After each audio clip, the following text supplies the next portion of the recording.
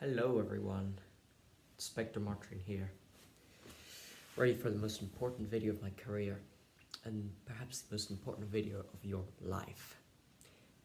Top 50 albums, 2021.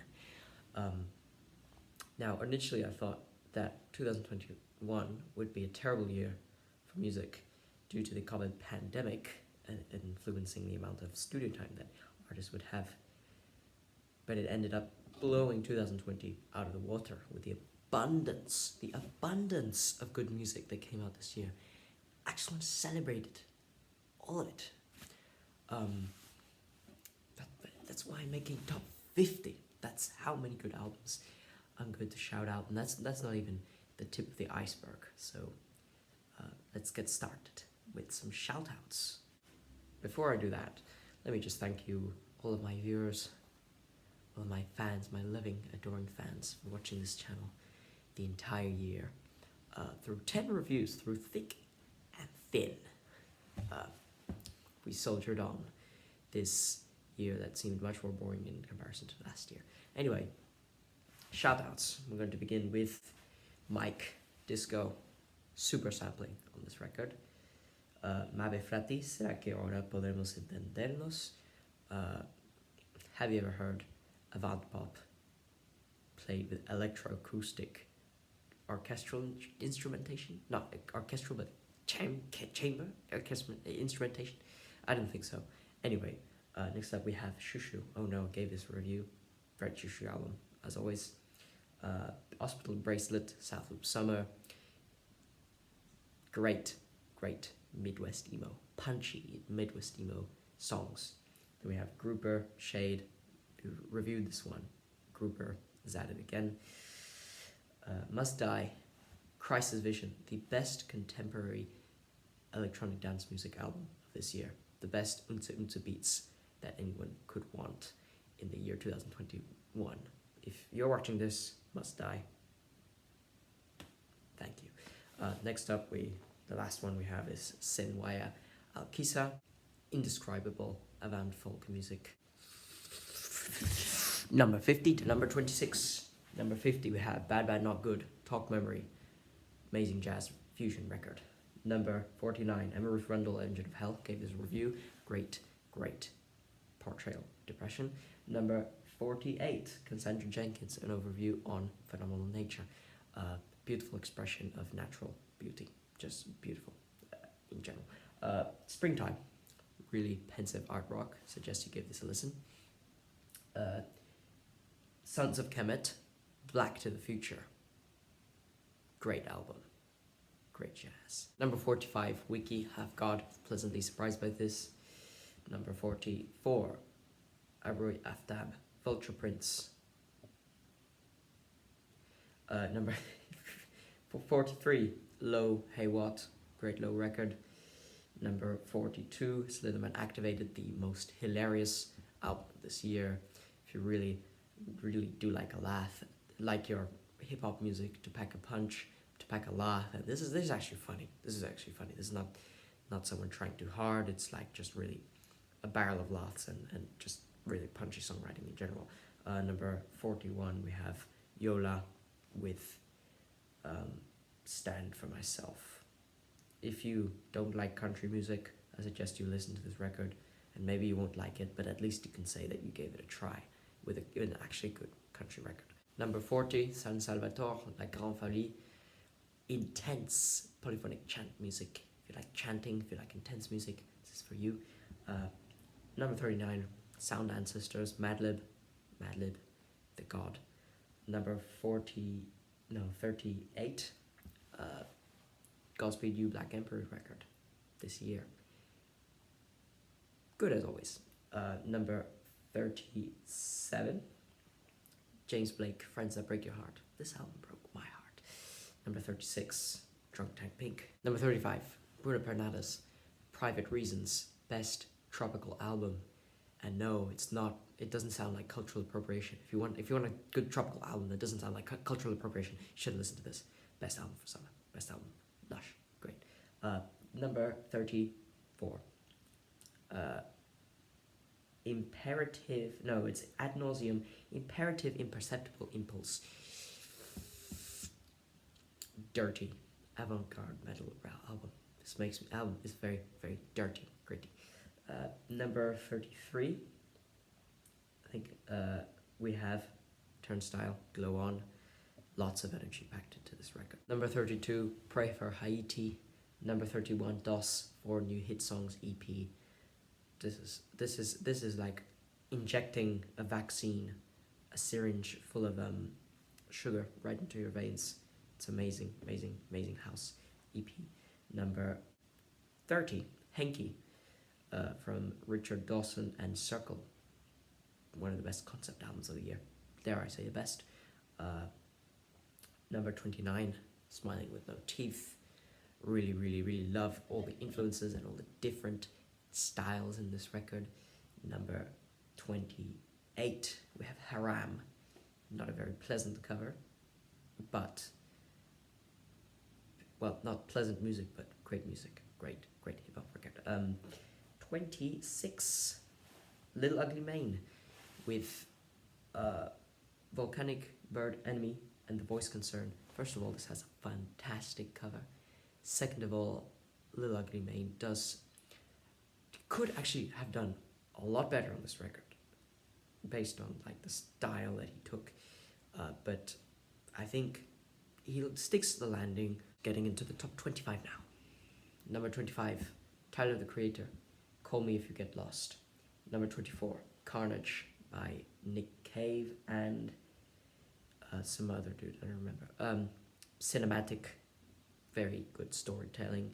Number 23, Welfare Jazz, Rest in Peace, Benjamin Allais. It's really sad that, I don't know, that such a young artist had to be taken with so much potential. Let's just be grateful that he was able to contribute to this really great, eclectic album, very dirty album. Number 22, Brockhampton. It's Brockhampton, come on. Number 21, Mercurial World.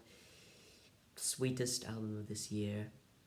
It reminds me of, like, if MGMT were completely addicted to sweets. Number 20, Ming Ming. Gave this a review. Great album. Number 19, Silk Sonic. An Evening with Silk Sonic. Sexiest, smoothest album of the year. Number 18, by Bruit. The Machine is Burning and now everyone knows it could happen again. Really very existential and powerful post-rock album about, I don't know, industry, capitalism, the future. Number 17, we have Okay Human by Weezer. Number 16, Sweet Trip. I'm not going to say the full title. Classic Sweet Trip. They went a little bit more twee on this album, more synth pop. Love the results. Chapters is one of the best songs of the year. Number 15, Arca, the third Kick album. This one grew me insanely. It's Arca completely developing all that she, you know, has been doing her entire career. The new persona regarding its gender and everything. I don't know, really fleshed out, super bombastic tracks. Number 14, we have Ill-Considered with Liminal Space, the most dynamic, energetic jazz. This album is packed with energy, really great compositions. Number 13, we have Feu Chatterton, Palais d'Arguille. Super sophisticated album. If you want a taste of what this album sounds like, look up a picture of the band members. It'll give you a good idea. It's fantastic, and even more fantastic as a French speaker. Really love how they try to keep the nouvelle chanson française tradition alive by pulling in chanson française influences. Then we have number 12, The Turning Wheel by Spelling. Enchanting album. Delicious, enchanting, magical, great songwriting, amazing production, what bad could be said? Who could listen to the turning wheel and say something bad about it? At number 11, we have Backswash. Review this. It's still the most bone-chilling album of the year. Even more than, let's say, an album that will come later in the list. Still one of the most bone-chilling and politically relevant album of the year. Don't miss out on this one. Don't sleep on it. 346 Days of Music later, we're in the top 10. Number 10, we have Sophia Stevens with Angelo de Augustine for a surprisingly, or not surprisingly, actually, that's not the word I wanted to use, actually. Super songwriting, super concept album.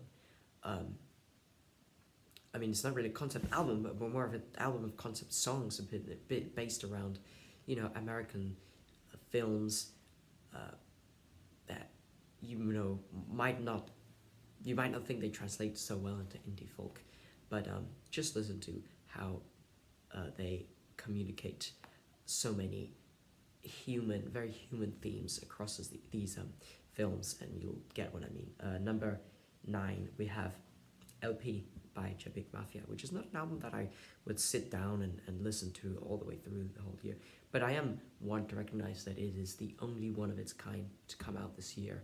I don't know, stylistically, Jebik Mafia is a genius. Number 8, Floating Points, Pharoah Sanders and the London Symphonic Orchestra with Promises. Cataclysmic climaxes in this one. Amazing fusion of jazz, electronic, and orchestral music. It's actually really great how they could find so much synergy and harmony between these three musical styles, especially in a very complex, brainy manner, where they could find complex, brainy compositions out of all of these genres together. Anyway, number 7, we have Squid, Bright Green Field. I like this new wave of rock from Britain a lot. I love it. I love it. Number 6 is Paranormal, To See the Next Part of a Dream. Not even talking about how exciting and really how much excitement these tracks can build, how good the pacing is, how good the songwriting is. I love how thematically and musically this album really takes you to a place where you kind of wonder, where you're going with your life, what your life like was before, when you didn't have responsibilities, when life was easier, when things seemed clearer. I don't know, this album takes me places, takes me to my past. Number 5, we have Little Simps, Sometimes I Might Be Introvert. An album that someone would compare this with would be To Pimp a Butterfly. But I would say that this is a very different experience because, well, To Pimp a Butterfly is an extremely sprawling and very very political album about a black man in the United States. This is more of a very introspective and still ambitious, but very very about her identity as a black woman in the United Kingdom. That being said, it's amazing music, amazing lyricist. It's Little Simps at her peak. Number 4, For the First Time by Black Country New Road gave this a review at the start of the year. Most promising debut of the year. I can't wait to see what they do next. At number 3, we have Sinner Get Ready by Lingua, Nota. Keep in mind, I didn't make this placement. I made this placement before she came out with her allegations. And this album just got heavier and will only get heavier with time. I was kind of speechless for a second there. This album leaves me very speechless.